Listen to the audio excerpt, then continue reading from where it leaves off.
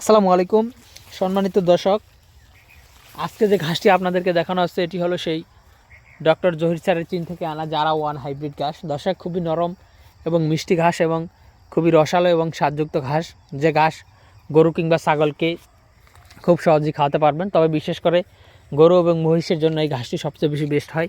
দেখেন, একটি প্রথমবারই লাগানো হয়েছে আমাদের এই জমিতে এবং যথেষ্ট পরিমাণে ফলন কিন্তু এই ঘাসে হয়। দর্শক, অনেকেই জারা ঘাস কিংবা স্মার্ট নেপিয়ার ঘাস নিয়ে কম্পেয়ার করেন। দর্শক, আসলে কোনো ঘাসের সাথে কোনোটার কম্পেয়ার করার দরকার নেই। তার কারণ হলো, জারা ঘাসে আপনার যেরকম আপনার অল্প সময় কেটে খাওয়ানো যায়, সেরকম কিন্তু প্রোটিন অত বেশি না। 15 থেকে 18% প্রোটিন কিন্তু জারা ঘাসে রয়েছে।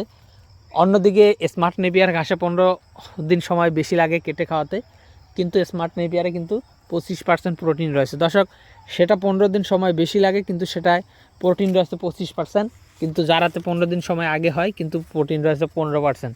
দর্শক, ওটা একদিকে কম হলেও কিন্তু অন্যদিকে পুষিয়ে নেওয়া যায়।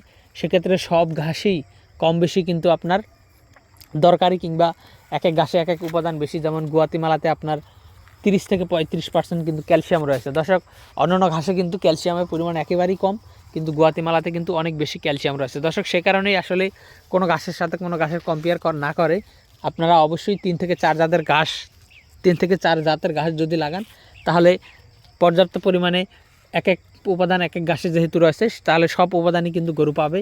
তখন কিন্তু আপনাদের খামারে দানাদার খাদ্যের পরিমাণটা কম লাগবে। তো দর্শক, এই যে ঘাসটি এখন দেখাচ্ছি এটি হলো সেই ডক্টর জহির স্যারের চীন থেকে আনা জারা ঘাস। এটি যেমন আপনার ফলন হয়, তেমন কিন্তু আপনার গরু ছাগল পর্যাপ্ত পরিমাণে খেয়েও থাকে।